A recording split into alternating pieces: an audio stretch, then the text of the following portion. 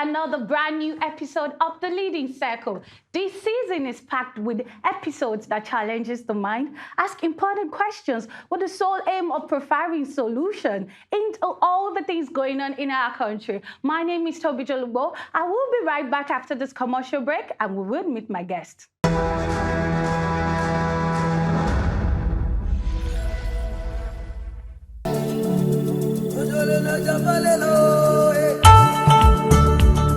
Welcome back, guys. Well, passing, how has peer pressure affected you? Yeah, personally for me, I call it peer influences. I grew up in a rough city in Port Harcourt, so growing up there, things like that is things that happens to you every day on the street. That's what you call direct pressure? Yeah, direct peer pressures and all that. So the way I say it is peer pressure are things that will make you to do things normally you wouldn't have done, but you want to be accepted or be seen as a cool guy among your friends. Most times, it could be negative, it could be positive. But most times, the way we look at it is usually negative, right?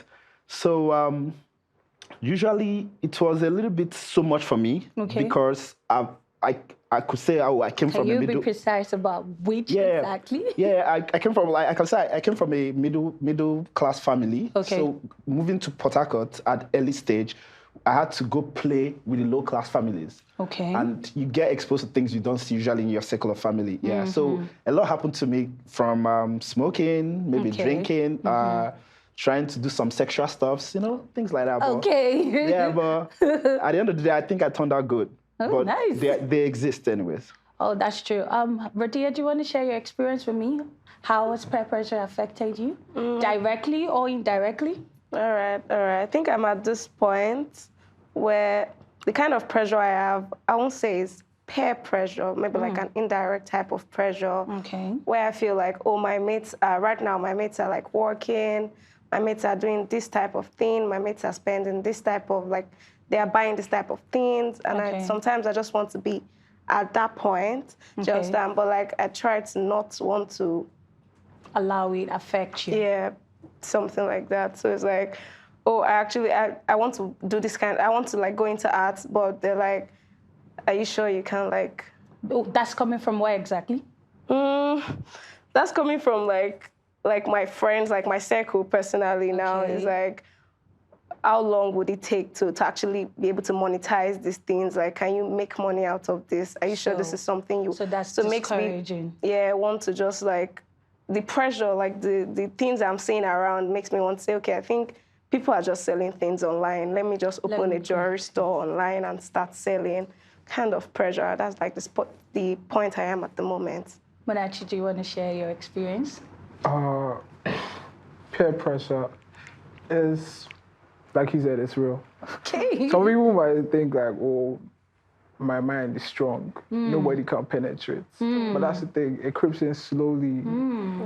Sometimes it could just be like, some people mention some things like, oh, this guy does this, this guy does this. Okay. And you're alone. Yeah. What would it be like if I did this? Okay, so you silently think about it. Silently think about it. So peer pressure, and for me, personal experiences. Okay. I have not had a lot. Okay. But yeah, let's say the area of, I'm an artist, right? So I see. Every time I get into the studio, the first thing they want to ask you is, don't you smoke before you record? Whoa. Oh, so that's the thing. Yeah, that's the thing. Before you can become an artist. No, it's not like beef. It's not a criteria. That's the thing. It's not a criteria, but they just assume being that an it artist, must be done. You need to be under an influence of something. An influence, right? So, and when you say no, look at this guy, you're. Wow. So that's the world we find ourselves right now. Okay, so why? Let me see. What of indirect pressure? How does indirect pressure even creep into us? And do you think indirect pressure just creep into you? Maybe you do, of course, this is not coming directly. Maybe this is due to society and you're looking at it and, let me tell you some slogans. Some slogans you just say by chance. There is this guy on Instagram, I think he usually say, oi, oi, or something. And before you know it, it's everywhere and every decent person is even saying the same thing. Do you want to say something to me? No. It's I think that's indirect. a social media thing. Yeah, It's the something indirect pressure that comes is sometimes you wouldn't really know these things are coming to you, but after a while you like realize. I'll give an example. Okay. For maybe I started off as an engineer, right? So after a couple of years in tech, I realized, okay, right now hardware is not really doing it for me because I get to see a lot of guys in software. Okay. Like getting remote jobs and making a whole lot of money, maybe 4 or 5 times my monthly salary. They do it in like a week. Okay. So I'm like, oh, the pressure is getting to you. Okay, that's true. Yeah, it's a pressure because these are willing people you usually have same income stream with. True. Same income per month. But when you see they're starting to do things way above your budget. Okay. So you get indirect pressures. Like I said, it could be positive. This is actually very positive. Okay. So you go back to the drawing board. Oh, I want to do this. I want to do this. Improve myself. How can I improve myself? Because you feel like you need to level up. So to me, it's indirect, but it's a positive. It's positive. So it could come in different ways. You could look at it from a negative way. Let me look at it from this way. I'll use teenagers as an example. They don't like to be called teenagers. They're Gen Zs. You are late millennial. Noted. Exactly. So the way I look at it is I have nephews and nieces, right? So I see them go to school, come back. I know how they are on a usual day. Okay. So I have a particular nephew. Okay. So I realized that, went to boarding school, you're back in the house and he doesn't do certain things anymore. You know, I've been through this phase before. So I actually can tell, sleeping pattern is distorted. Okay. Can't stay asleep for a longer time. Okay. So there are signs there when peer pressure is getting to a kid. Monia, so what pressure would you say you face the most, direct or indirect pressure? The most, I really can't. It's not something I quantify while I'm going through it, so I really can't know. What have you? Well, I think it'll be indirect because I don't think people try to pressurize you. Like when they are pressurizing you, I don't think it's something that is like intentional. A lot of times, like only if it's like parents, that's when it's mostly like intentional. They're trying to be like, look, be this, be that. But if it's like things you see around your peers, sometimes it's not like somebody, yeah, you're being direct though. Okay. All right, I'll go on a quick commercial break, and when I come back, we will continue on peer pressure.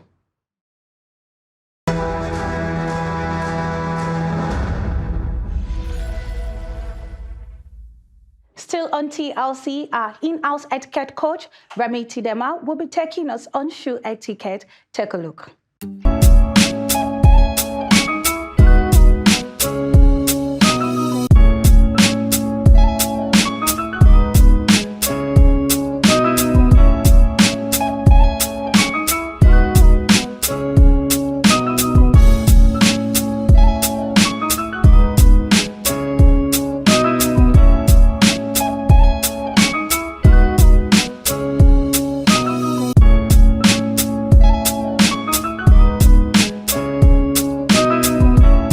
Welcome back, guys. We're still in the leading circle. We're discussing peer pressure.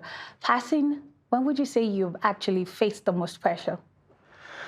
I think the most pressure I've faced in my life have to be my teenage years. Oh, okay. Because at that point, is your formative years, and you're trying to figure out who you are. It's important. At that point, you don't really know who you are. That's true. Basically. So all the instruction you've had were from school or from your parents. Now you're hanging out with a few guys who you really don't know where they grew up, your environment, but you guys are together because things bring you together. Let's say, for example, I went to a federal government school. Okay. So in this school, you know how Port Harcourt was? Kids of 14, 15 have access to guns, knives, That's the first time I'm hearing that about Port Harcourt. Okay. So I'm talking this like the late 90s, early 2000s. Okay. And you go to school, you hear like your friends, like they don't want to talk to you because they think you are a little bit too goody. Or you like book or whatever. They don't really want to associate. You feel like left out because these are guys you play soccer with. So they want to go do some special things. That's while you were a teenager. Yes, that's the pressure I faced the most because they will tell you, we're going to, go to maybe this girl's school to link up, or they're probably going to fight someone, and you want to be, for them to like tap you at the back. You want to be among. Okay. It's important for you to. Well, that's the most pressure, basically. Right. Yeah. But Jaya, do you want to tell me when you faced the most pressure? Well, I'm still young. Okay, for Gen Z. Sorry to the late millennials, yeah? It's fine. She said she's still young. Okay. I can't really say this is the point in my life right now where I've felt the most pressure. You're in the university right now, yes, right? Yes, I am. What level? My second year. Second year. Yeah. Ever since you got into school, have you faced any particular pressure from friends, lecturers? Honestly, not really. Not really. In school, not really. Okay. Probably before I, got into school, and that was like the, that period where you're like trying to get into school. Okay. You had like time and all of that stuff. Yeah. Okay. Oh, we had like people, people would be like, "Oh, you're a virgin. That's so cute." Oh, okay. So that was, kind of a stage in your life. Yeah, it was kind of. So how did you overcome that? I didn't overcome it. Okay. So I'll come back to that. Monashi, do you want to tell me the most times you faced pressure on anything? If care is not, I think I'm the one pressurizing people. Wow. Can you imagine? Mona said it's the one.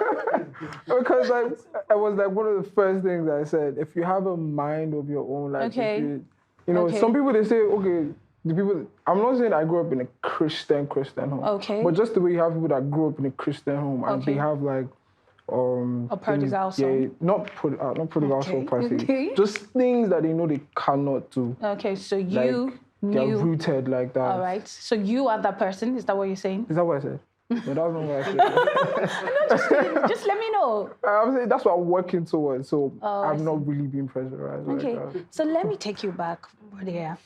You mentioned the fact that just hold on. You mentioned the fact that you were virgin in school. You have friends that realized the fact that you're still a virgin. That was before I even got into school. Okay. Yeah. That should be secondary school. Like that period of time while you're looking for admission. Transition, yeah. Okay, so that was the time friends were pressuring you to. I want you to share it. I wouldn't necessarily say friends were pressuring me yo, go and have sex or something. Okay. But then it was just like a thing where that was the time where people are like, oh my God, I had sex and it was so nice. Do you think that was the whole, everybody just had it going on, and I kind of just wanted to have it going on. I would share my own experience because that happened while I was in uni. Oh, so it was something similar to yours. I was still a virgin, so I had friends knew about it because I would not want to go to a guy's house to sleep, and it was okay for them to wanting to introduce me to guys so that they would be sure I am saying the truth. Yeah. So they ganged up and wanted to rape me, and I was able, I managed to escape myself after being locked for 3 hours. So it was that bad. And I also had friends that would want to sedate my food just so that they could have guys spend and go on the rounds with me. So that's the reason I went through that pressure of, no, you don't have to talk in her presence. She's still a V girl. That was the word I started hearing. So trust me, we all have all gone through pressure one way or the other. And I always say it is the community and the society isn't helping when parents don't prepare their children. That's true. Do you understand? And so that's what that brings me to my next question, saying, what way do you think we can actually curb peer pressure? Do we need to inform the kids and prepare them against what do they need to face? Or do we need to just agree to the fact that they would overcome it? What do you think, Person? Yeah, personally, what I think is that I'm a very practical person. I would like to put things the way it worked out for me because I didn't turn out badly. Not totally. All so right. I'll put it this way. The first point is confidence. You have to instill confidence. Yeah, you need to instill confidence in your kids or however it is. You really need to tell them, because a kid that has confidence will realize that smoking with you is definitely no, right? Okay, I get it. So And again, is you need to be friends with your kids. Very important. If like, for example, I'll give an example. I have an only sister. Okay.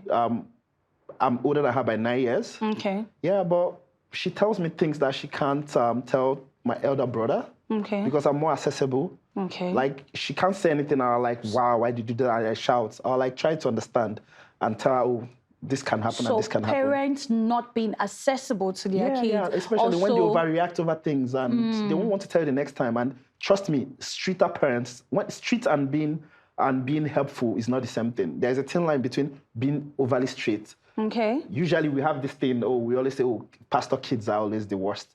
Yeah, true. Yeah, that's because true. they can't tell their kids things without them going religious on them.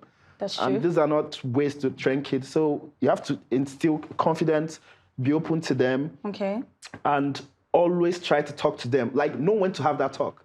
It's important to know when to have the talk. So, did your mom have that talk with you?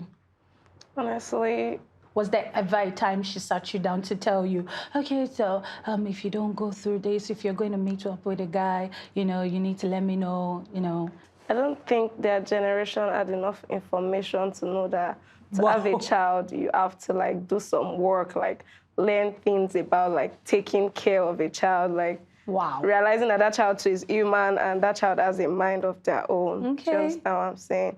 So like, these people, they wouldn't even talk about like, they wouldn't even want to talk about sex with their kids, not to talk of like peer pressure, don't smoke with your friend. Okay. No.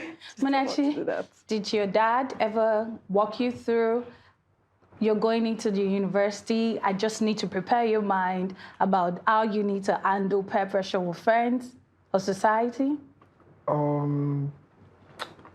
To be honest, I don't think I pay attention that much. Because I'm trying to live my own life. Okay. So if they come at me telling me, I already know what I'm going to... They've not, to be honest, they've not had the conversation with you. But would you have the conversation with your own kids? Definitely. But the conversation now, I don't even know, because I don't know how I'll start. But let me get there first. Okay. But yeah, I would definitely want to be closer to my kids and, prevent them from falling into bad company and all of that. I don't know how I'm going to do it, but by the grace of God. Okay, that's fine. Would you, Radia, have the conversation with your kids? Honestly, I feel like having kids, like being with your kids, it's just like being in a relationship and you're like, oh, the five love languages, like you're constantly affirming those children, like, oh, you are an amazing person, you're smart. So that's obviously you instilling confidence in yes, them. like you have to like talk to them, try to like know what's going on, not that you have to be prying into their lives and stuff like that, but yeah. You would have the conversation with them? Yeah. Passing? Yeah, like I've always, deep down me, I've always, like I'm an employer of labor right now. Okay. So the way I see my staff, the way I talk to them, the way I relate to them, there are some things I picked up when I was doing regular 8 to 5 from my bosses. I know terrible bosses. I've met terrible bosses. Okay. So I picked a few things. Now, when I have my own staff, I know how to, there's ways I go about doing things. And I think most times we end up working with people who are not as educated as us. So everybody have a level that you have to come down to them. So when I have kids or when I have a kid, I'll definitely have my way of parenting. Okay. But the core values of my parenting will be confidence, like she said. You need to talk to them. Sometimes the kid might not really do well in school. You don't have to say, why didn't you do well in school? Why didn't you do this? These things will draw them away from you. You need to talk to them nicely, tell them nice words. You can do anything, you can achieve whatever, So I think that's the way I'm gonna go about it. Confidence, being close to them, being their friends, and always know when to have the conversation with them. And they'll know, I'll tell everything. I'll call Dick, I'll call Pussy, I'll call everything. Yeah, I'll say it the way they are. Like, like peer pressure can get to the smarter of the kids if they don't have the good foundation. That's true. So I will do the best I can as a parent. All right. Thank you so very much, guys. We'll go on a break. We'll be right back.